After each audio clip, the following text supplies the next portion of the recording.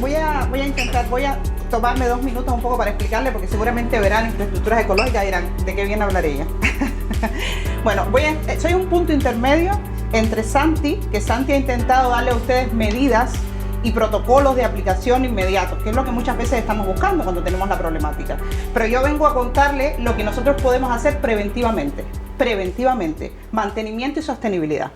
¿De qué se trata? Fíjense ustedes que en algunas de las diapositivas que puso Santi antes, voy a referirme a ella, cuando hablaba, por ejemplo, de la cochinilla del aguacate, una de las cosas que refería era de plantas hospedantes. Fíjense ustedes que Santi hablaba de plantas que nosotros muchas veces utilizamos asociadas, como por ejemplo puede ser el guayabo, y que también son portadores y también son reservorios de todos estos individuos, de todos estos artrópodos. Y así nos pasa muchísimo en todos los cultivos.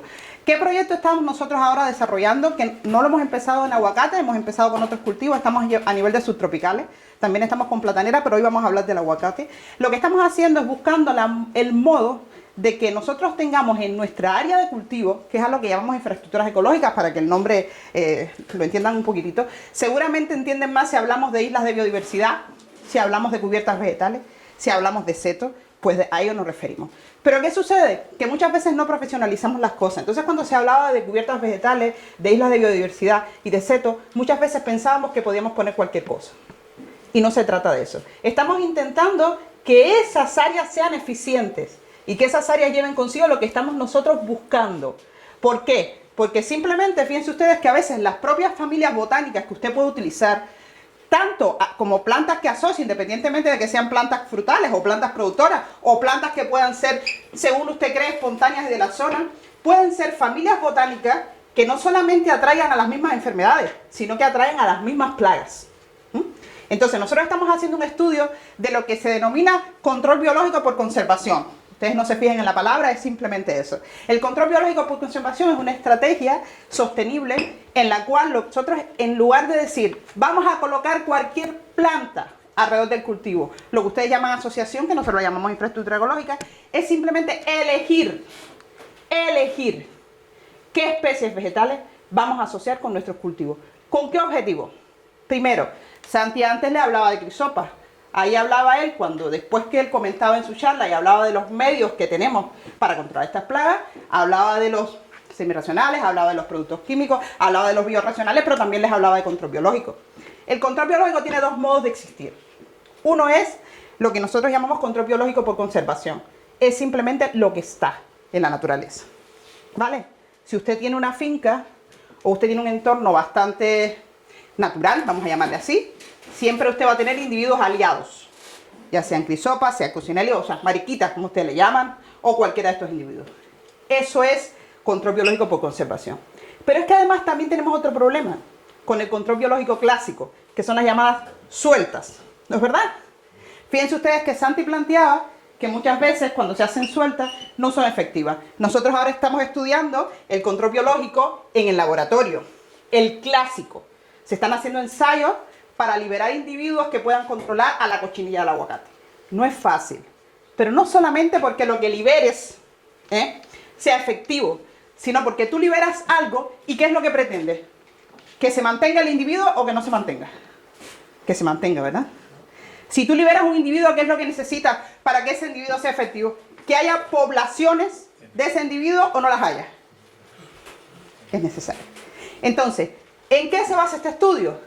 En buscar plantas que sean específicamente reservorios de los individuos buenos, aliados. Todo ese nombre que ustedes ven ahí y todo ese título, por eso se lo quería explicar, es esto, ¿vale? Entonces, lo que yo les voy a explicar ahora es la base de utilizar esta mentalidad, la base técnica de dónde partimos y además qué es lo que hemos conseguido hasta este momento. ¿Lo entendemos? Bueno, voy a pasar la pirámide porque Santi la explicó estupendamente y no me voy a repetir. Evidentemente todo lo que nosotros vamos a contar hoy, ¿dónde está? En la base de la pirámide. ¿Vale? ¿Qué vamos a hablar? Siempre los términos técnicos los digo, pero yo miro la pizarra y los miro a ustedes. Igual que fíjense ustedes que tenía puesto infraestructura ecológica, entomofauna útil, ya les expliqué lo que era. ¿Vale? Simplemente eso. ¿A qué llamo biodiversidad funcional? Biodiversidad funcional es una biodiversidad que es útil. No es cualquier biodiversidad, porque esa es la problemática con la que nos hemos encontrado, de que usted piensa que puede utilizar cualquier planta y que porque usted tenga cualquier planta va a tener reservorios de mariquitas, de crisopas. No, no es así, no funciona así en la naturaleza. Y entonces, esa biodiversidad que nosotros mejoramos, que intentamos que sea mucho más eficiente, es a la que nosotros llamamos biodiversidad funcional. No es cualquiera. Porque nosotros en los estudios que estamos haciendo, y a eso no me voy a referir, hoy me voy a referir al aguacate, muchas veces encontramos que dependiendo de las plagas de cada cultivo, yo voy a necesitar asociar un número determinado de plantas, no solamente un número determinado, sino especies botánicas diferentes. Porque no son lo mismo la plaga que tengo en la platanera que la que tengo en el aguacate. Entonces, ¿qué voy a necesitar en aguacate?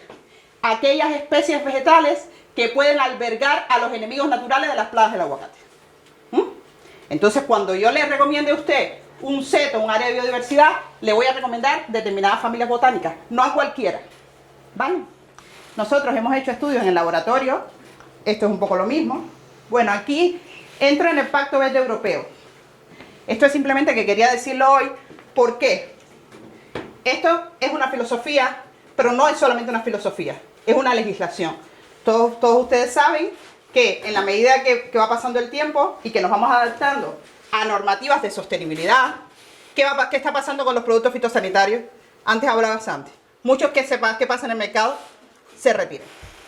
Pero es que Europa, además, ya tiene planificado que en el 2030 va a retirar muchísimo más. Muchísimo más de lo que ha retirado hasta ahora. Y es lo que se le llama el Pacto Verde Europeo. Es una legislación que ya va a estar funcionando a 2030 y que todos vamos a tener que cumplir. Entonces, si nosotros no buscamos medidas que de alguna manera nos ayuden a llegar a este momento, si yo en el 2030 tengo que reducir un 50% de los productos fitosanitarios, ¿qué necesito? Otras estrategias, ¿verdad? Y si yo le digo a usted, que es lo que le vamos a contar hoy, que le vamos a recomendar especies vegetales que albergan enemigos naturales, ¿usted cree que si esto es una legislación que se va a cumplir en el 2030, usted lo puede hacer en el 2029? No, ¿verdad? No. Porque las plantas tienen un nicho ecológico y necesitan adaptarse. Los individuos que van a estar relacionados con esas plantas también. Entonces, si usted quiere que esto se cumpla en el 2030, tiene que empezar ya. Usted tiene que utilizar estas especies vegetales y tiene que tener sus áreas de biodiversidad ya. Voy a pasar. Bueno, estas son tres cosas que siempre explico para que entendamos de lo que hablamos. Sabemos lo que es la biota productiva. Y todos aquí conocen lo que es la asociación de cultivos. Siempre que tienen cultivos, asocian, dependiendo del rendimiento, lo que quieran producir y cultivos que ustedes pueden alternar y que de alguna manera funcionan bien juntos. Todo lo conocemos. Biota destructiva, a lo que llamamos malas hierbas, que también sabemos que ya todos no son malas hierbas, que hay mucha advertencia, pero es malas hierbas. ¿Y cuál es la biota beneficiosa? La que no es ninguna de las dos. ¿Qué significa? Que las plantas que usted va a asociar para tener reservorios de enemigos naturales no siempre tienen que producir. No siempre tienen que producir. Tenemos que quitarnos eso de la cabeza. Biota productiva es la que está encima. Biota beneficiosa es la que nosotros vamos a utilizar para atraer enemigos naturales, polinizadores, depredadores. No tiene por qué producir nada. A veces puede ser para usted un hierbajo, pero para nosotros es importante. ¿Por qué? Porque atrae a individuos que son polinizadores y depredadores. ¿Lo entendemos? Vale. Nosotros estamos haciendo un estudio de infraestructuras ecológicas. Estas son todas las infraestructuras ecológicas que podemos encontrar. Nos estamos centrando en cubiertas vegetales, isla de biodiversidad y seto. ¿Vale? Hay unos criterios. Ahora vamos a pasar un poquito a los ejemplos para que lo entiendan más. Unos criterios básicos que nosotros utilizamos para elegir esas plantas, esas especies vegetales. Fíjense ustedes, plantas que sean autóctonas o adaptadas al clima, por supuesto. Esas plantas que nosotros vamos a poner como reservorios, esos llamados reservorios, islas de biodiversidad, vamos a intentar que no sean plantas importadas, ni plantas que no sean propias, adaptadas al nicho ecológico del que hablamos. Plantas que ofrezcan recursos alimenticios, por supuesto. A usted que le viene a la mente plantas con flores, ¿verdad? Pero muchas veces no es solamente que la flor sea llamativa, lo vamos a ver ahora. Pero vamos a decir plantas con flores, qué tipo de floración y cómo. ¿Vale? Uso de plantas que ofrezcan refugio, nectarios extraflorales, lo vamos a explicar ahora. Plantas arbustivas preferiblemente. Nosotros queremos que usted ponga una zona al lado de su cultivo que sea lo más natural posible. Si usted tiene que utilizar el mismo sistema que para el cultivo, de riego, de cuidado, de tal, para usted es una molestia. ¿No? Lo que estamos intentando es que sean plantas que se adapten al entorno, que necesite que usted se preocupe por ellas lo menos posible. ¿Vale? Ahí hablamos de rusticidad. Y esto último, importantísimo. ¿Por qué? Porque muchas veces las plantas que tenemos en nuestras áreas de cultivo, desconociéndolo, que esto es muy específico para cada tipo de cultivo, son reservorios de virus. Yo, por ejemplo, un ejemplo muy sencillo, sobre todo para temas hortícolas, que se conoce mucho, es que, desdichadamente, cuando yo llevo a áreas hortícolas y tienen solanáceas y veo tantas nicotianas, digo, ay, por favor, yo sé que es un trabajo tremendo, pero intente tener la menor cantidad de nicotiana posible. Nicotiana glauca, nicotianas naturales. ¿Por qué? Porque son reservorios de los mismos virus de su cultivo. Albergan a los mismos virus que al tomate, que al pimiento. Pero ¿saben qué? Que además ellas son asintomáticas. No muestran síntomas. Igual que la Datura extramonio. Entonces, usted las tiene ahí y están reservando, a ver si lo entendemos, los virus no manifiestan síntomas y esos virus pasan a sus cultivos. Y a sus cultivos sí los atacan. Entonces, por eso, una de las características a la hora de yo escoger toda esta reserva que es que no alberguen enfermedades críticas. Ahora usted dice, bueno, ¿y qué me aconsejas tú? Pues aquí está. Hay una serie de familias que ya como familias botánicas las podemos elegir. Después ya luego tenemos que ir filtrando de acuerdo al cultivo, de acuerdo al área, de acuerdo a la zona, pero partimos de un punto. Partimos de familias botánicas. Hay familias botánicas como son las brasicas, las asteráceas, las oleáceas, las cistáceas, que tienen esta característica. ¿Vale? Son familias productoras de polen, siempre. Familias productoras de polen, siempre. Luego después, en ese filtrado, ya veremos cuáles son más efectivas en un cultivo u otro. Pero siempre familias productoras de polen. Esas familias son productoras de polen. Familias productoras de néctar, lo propio. Eso es lo que usted necesita para atraer individuos que sean enemigos naturales. No plantas que produzcan. Plantas que produzcan, sí, polen y néctar. ¿Vale? Accesibilidad a los néctar. Esto es un criterio que nosotros llamamos en botánica que son nectarios extraflorales. ¿Quiere decir esto? Que simplemente son nectarios a los que llegan mucho más fáciles esos individuos polinizadores. Ellos van a ir más a estas plantas. ¿Qué familias tenemos? Sobre todo umbelíferas. Y euforbiáceas, que aquí en Canarias tenemos muchas. Y muchas de manera natural. Plantas que ofrecen domacio. Domacio, sobre todo antes que estaba hablando Santi, de la araña cristalina. ¿Qué dijo Santi? Sobre todo la araña cristalina, que dijo que hacían falta ¿qué? ¿Quiénes controlan a la araña cristalina? Otros ácaros. Los ácaros fitoseidos, ¿verdad? Y los ácaros fitoseidos a lo mejor no les interesa tanto la flor. Porque ellos no, la flor no les importa.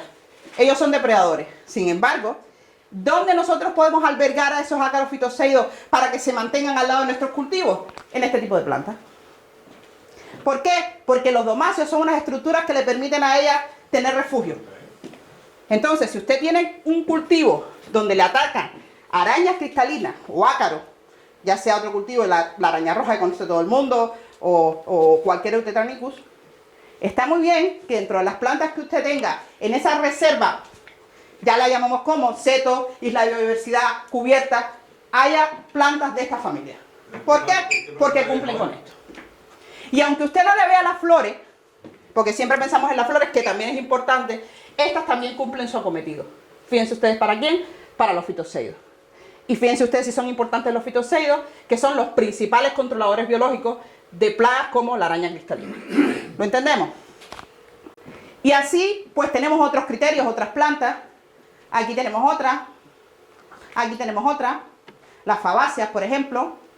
Todo esto es recomendado, ¿verdad? Esto luego después están las distancias ecológicas.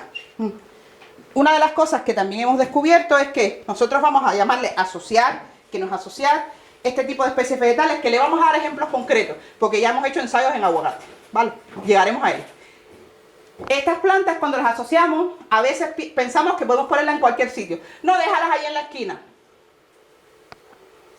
O póngalas en la otra esquina. ¿Y usted qué está haciendo? Nosotros necesitamos corredores ecológicos para que esos insectos puedan vivir y puedan pasar de un sitio a otro. No haga eso, que está perdiendo el tiempo. Usted tiene que, dentro de su área de cultivo, mirar en qué posición usted puede poner varias islas de biodiversidad o varias zonas de estas plantas reservorios. Y fíjense ustedes que yo le estoy diciendo ya que entre los 0 y los 50 metros tenemos la mejor acción. Por tanto, inténtalo usted. Si usted pone en aquella esquina allí a 100 metros y en esta esquina a 100 metros, usted está jugando a las casitas. Ya usted va a elegir las especies vegetales, las va a incluir dentro de su área de cultivo, pero tiene que saber que eso es un corredor ecológico y que estamos hablando de insectos que nosotros queremos que pasen de un sitio a otro. Por tanto, tenemos que darle a esos corredores ecológicos la distancia adecuada. ¿Entendemos? Bueno, antes hablé del control biológico por conservación, no me voy a detener en esta diapositiva. Estos son ejemplos de lo que nosotros estamos haciendo, que ahora les contaré. Y ese control biológico por conservación, antes Santi lo mencionaba, es lo que está en la naturaleza que nosotros no tocamos. Una vez que yo libero un insecto, ya no es control biológico por conservación. Una vez que yo libero un insecto, es control biológico clásico. Pero es que el control biológico por conservación hace falta. ¿Por qué? Porque nosotros estamos hablando de insectos de vida integrada. Y además, lo que decíamos antes, usted libera ahora, que ya lo tenemos como ejemplo, determinados individuos que se liberan, por ejemplo, en aguacate, y es que no tenemos segundas poblaciones. Porque no les interesa quedarse en el aguacate. Se comen la plaga y ya está. Sin embargo, si usted tiene esta reserva, usted logra tener segundas poblaciones. ¿Por qué? ¿Por qué esos individuos se van a reproducir en estas plantas? Porque le interesan más. ¿Lo entendemos? Porque los individuos depredadores, como las crisopas, tienen una fase de su vida en las que no se comen a otro. ¿Necesitan qué? Polen. Son polinizadores.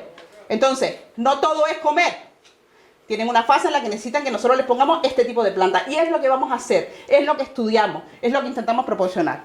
Nosotros estamos haciendo dos estudios. Por un lado, a nivel suelo, estamos trabajando con cubiertas vegetales, ahora les contaré cuáles, independientemente de todo lo positivo de las cubiertas vegetales, que no me voy a detener en ellas porque no es objetivo de mi charla, pero bueno, es lo que está aquí. A nosotros lo que más nos interesa de las cubiertas vegetales es que estamos trabajando con cubiertas vegetales, sobre todo de gramíneas y algunas cubiertas florales, que lo que hacen es potenciar la presencia de fitoseidos. Potenciar la presencia de fitoseidos, que son los controladores, entre otros, de la araña cristalina. ¿Vale? ¿Cómo lo hacemos? Tan sencillo como esto. Nosotros, en nuestro caso, hacemos ensayos en los que ya le diré los resultados, en los que hemos comprobado, o estamos comprobando, porque todavía estamos en ello, en lo que sucede cuando tenemos un suelo desnudo y lo que sucede cuando tenemos un suelo con cubiertas vegetales. ¿Qué cubiertas vegetales? Lo que le decía. Gramíneas, porque son las que mayoritariamente potencian la presencia de fitoseidos. ¿Vale? Y después, estas cubiertas vegetales, que son otras, fíjense ustedes que tenemos aquí el aliso marítimo, que es lo que llaman la lobularia. Tenemos diplotaxis, que es una especie de, bueno, es una brasica de flor amarilla, muy potente. Tenemos caléndula, que es tan sencilla, muchas veces la encontramos en el entorno natural. Fíjense ustedes, una piácea, como esta, una fabácea.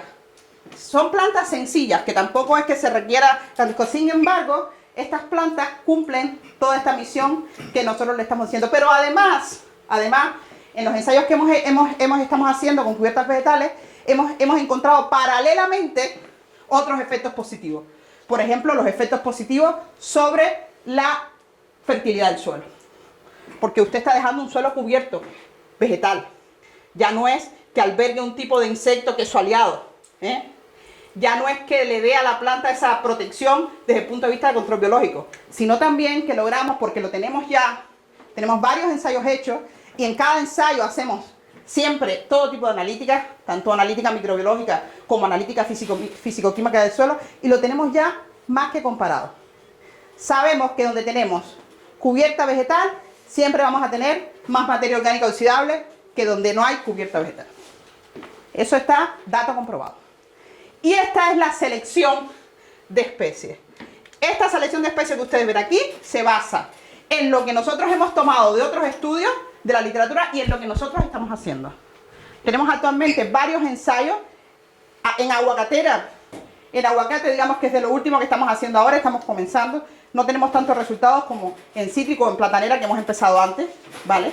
Pero sí lo que podemos decir es que muchas de las especies vegetales que hemos utilizado como reservorio de enemigos naturales en platanera y en cítrico son factibles para el aguacate, ¿vale? Entonces, en esos estudios nosotros hemos comprobado. Primero ya hemos seleccionado la planta, ¿por qué? Porque tiene que ser atractiva por alto, productora de polen. ¿Y qué es lo que verificamos después? ¿Qué individuos controladores biológicos se le acercan? Estas plantas, hacemos estudios en campo, nosotros, muestreos periódicos, y lo que vamos determinando es qué individuos buenos o enemigos naturales se mantienen en estas plantas. Y estos son los resultados. Aquí ven, por ejemplo, ustedes una planta tan sencilla como la altabaca. Fíjense ustedes, atractiva para Nesidocoris terni, para Dipterocecidomyia. Todos estos son controladores de plagas, como pulgones, como moscas blancas, como larvas del lepidóptero. ¿Vale? Aquí tenemos Artemisa o incienso. Fíjense usted que estamos hablando de Orius, que es uno de los principales controladores de trips, que antes estaba hablando Santi, mayoritariamente. Y larvas de lepidópteros también. Aquí ven ustedes, tenemos especies como la cebuche, fíjense ustedes, atractivos para la crisopa. ¿Qué decía Santi? Antes estaba hablando, de hecho nosotros ahora mismo estamos haciendo ensayos en el laboratorio, que los está haciendo un compañero mío, con control biológico clásico, y está teniendo unos resultados magníficos prácticamente. Yo no debería decirlo, porque como dice Santi, todo esto está en estudio, pero uno de los resultados que más está funcionando a nivel de control biológico clásico, inesperadamente para nosotros, son los crisópidos, para controlar cochinillas. ¿Vale? Estamos no solamente con el aguacate, porque hay ensayos en piña, hay otros ensayos también con otro tipo de cochinilla, y no soy yo quien debe dar ese dato, pero sí vamos por ahí. Y una cosa tan sencilla como una crisopa. ¿Qué plantas son capaces de mantenerla, de albergarla? Balo. Ahí lo tenemos igual. Bueno, aquí en La Palma no conozco mucho, nosotros en Tenerife, sobre todo en la zona sur de Tenerife, se da muchísimo el balo de forma natural. Caléndula. ¿Quién no conoce la caléndula? Además de lo positivo que tienen plantas como las caléndulas, que favorecen el control de nematodos a nivel de suelo. O sea que aquí tendría dos propiedades positivas. Alberga muchos de los enemigos naturales, los atrae, pero además es positiva porque a nivel de suelo ayuda como nematicida, como control de nematodos. Hinojo, guaybil, es una lista de plantas que nosotros hemos trabajado y que ya sabemos que son atractivas para individuos enemigos naturales que son nuestros aliados. Fíjense ustedes que aquí está el Cryptolaemus montrosieri. Fíjense ustedes, lobularia marítima. Una planta muy atractiva para el Cryptolaemus montrosieri. Y ahora mismo, como decía Santi, uno de nuestros primeros aliados, principales aliados a nivel de control natural y control biológico de la cochinilla, ¿quién es? Este individuo, el Cryptolaemus montrosieri. Entonces, si usted quiere tener cualquiera de estos individuos en campo y que las poblaciones permanezcan, usted tiene que tener este tipo de planta como infraestructura ecológica en su cultivo. No le van a permanecer en el aguacate. Porque no es interesante para ellos. Ellos no comen aguacate. Se comen a otros insectos. Y esa vida, ese intercambio de vida entre ese enemigo natural y otro de lo que ellos se pueden alimentar, además del polen, lo tienen en estas plantas reservorios, no en el aguacate. Entonces muchas veces estamos comprando, estamos liberando enemigos naturales y no nos estamos acordando de que para mantener esas poblaciones de enemigos naturales necesitamos algo más. Necesitamos algo más para que permanezcan con nosotros. Fíjense ustedes, la magarza. Entonces muchas veces perejil, que usted puede tener una huerta de perejil. Fíjense ustedes, cosas tan sencillas como eso. ¿Por qué? Porque cada vez que pensamos en asociar plantas que sean... Corto ya. 5 minutos. Que pensamos en plantas que sean capaces de asociar, pensamos en plantas que producen. Y no siempre son plantas que producen. Romero. Tajetes. Bueno, tenemos una lista. De todos modos, yo les debo esta charla, ¿eh? Veo que están copiando. Vale. Y vinagrera. Esto ha sido para nosotros la sorpresa del año. Nosotros montamos un ensayo con varias plantas y a esta, la pobre, la teníamos como la cenicienta. La teníamos como la cenicienta. Soy sincera, no esperábamos mucho de ella. Y sin embargo nos sorprendió. Ahora ustedes verán en los estudios que hemos hecho que es de las plantas que más nos ha reportado ser reservorio de enemigos naturales. una planta como la vinagrera. ¿Cuántas vinagreras hacen falta en un selemín de aguacate? No, lo que tiene que tener en cuenta es que puede tenerlas distribuidas. Yo no les gusto. Sí, pero usted téngalas en seto, no las tenga adentro. Exacto. Perdón, Téngalas en seto. La vinagrera se encarga de acumular los bichitos esos, ¿no? Es una de las plantas que más acumula esos bichitos. Es importante entonces la vinagrera que se encarga de los bichitos. La vinagrera, como dice usted, ha dado muy buenos resultados coleccionando bichitos buenos. ¿Esa y cuál planta más? Todas las que le he puesto antes, todas. Pero bueno, de todas maneras, perdón, todas las jornadas van a estar colgadas. sí, esto se los vamos a dejar, Esto se los vamos a dejar, Están los nombres de las plantas y lo que alberga cada una, se los vamos a dejar. Pero quería llegar a esto, que esto es un poquito el ensayo que hemos hecho en aguacate, que es el que a ustedes les interesa. Hemos hecho un ensayo de aguacate en el sur de Tenerife, en la finca Frome. Hemos probado algunas de estas especies vegetales, porque ya sabíamos que eran buenas, y dijimos, pues vamos a hacer un ensayo con ellas de tanto tiempo, comprobando todo, midiendo todo y haciendo todas las cosas como se deben hacer para informarles a ustedes bien, ¿no? Hemos hecho un ensayo con muchas de estas plantas, voy a pasar las plantas, y hemos encontrado esto. Hemos determinado a cada una de estas plantas cuáles de esos bichitos buenos, como llaman ustedes, o enemigos naturales, atrae más. Fíjense ustedes que tenemos muchos gráficos, olvídense de los gráficos, pero lo importante es ver que, por ejemplo, balo, guaidil, fíjense ustedes, esto que está aquí son los parasitoides. Esto que usted ve aquí son los coccinelios, las mariquitas. A ver si nos hacemos entender. Vale. Y esto que usted ve aquí son las chinches heterópteras. Que como el oriu, que se comen otros. Y eso es lo que nosotros determinamos en estudios, midiendo periódicamente qué tipos de enemigos naturales albergaban estas plantas. No es lo que nos imaginamos, no. Midiendo exactamente qué tipo de enemigos naturales albergaban estas plantas. ¿Y a qué conclusiones hemos llegado? Pues a esta. Que potencialmente, para recomendarle a usted que usted tenga una zona de reservorio, una zona de biodiversidad en su cultivo, usted puede tener, fíjense ustedes que pongo los nombres de las plantas allí, las que más les recomiendo, ¿y por qué? ¿Por qué? Porque esas plantas que están ahí, como le pongo ahora, albergan una entomofauna útil, en este caso, por ejemplo, de himenópteros parasitoides, que a quienes controlan, al cochinero. Albergan coleópteros coccinolios, estábamos hablando antes de Cryptolaemus montrosier y muchos otros, y a quienes controlan, a la cochinilla. Hablábamos también de la araña de cristal, que habló muy bien de ella Santi, y contó todas las especificidades de ella. Pues fíjense ustedes, si nosotros tenemos cubiertas vegetales, que antes le puse la diapositiva de las posibles cubiertas vegetales, si no tenemos el suelo desnudo, ¿a quiénes controlan mayoritariamente? A la araña de cristal. ¿Por qué? Porque sabemos que va a ser reservorio de estos enemigos naturales que ya Santi mencionó. Y nosotros, de hecho, estamos haciendo estudios que todavía están en marcha, en los que estamos titulando y queremos trabajar con gramíneas locales para titular qué número de estos individuos albergan. Pero ya sabemos que los albergan. ¿Vale? Hasta ahí ya tenemos un resultado.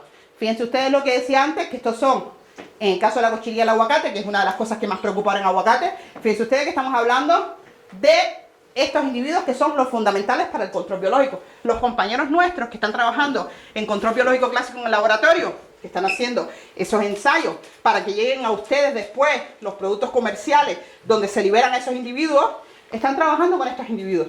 Y nosotros los podemos potenciar de manera natural en campo para ayudar a que se mantengan. De hecho, después que usted libere, usted hace la liberación, usted hace la suelta comercial y usted necesita plantas que los mantengan. Y eso es el estudio que estamos haciendo nosotros a este nivel. Bueno, esto no voy a repetirlo porque Santi ya habló de ello. Estamos trabajando en TRIP y como decía Santi, ahora simplemente solamente han aparecido unos daños que son nuevos y que, como decía Santi, lo único que sabemos es que podemos asociar a este tipo de TRIP con los daños en hoja, pero todavía los daños en fruto están en fase de estudio en el laboratorio y por eso no damos los datos. Y después fíjense ustedes que tenemos otra serie de plagas secundarias que no son plagas, para ustedes no son importantes, que también aparecen en el cultivo, pero que también pueden ser controladas preventivamente por estos enemigos naturales. Y a esto es a lo que nosotros llamamos infraestructuras ecológicas y control biológico por conservación. No sé si aquí tienen una pregunta.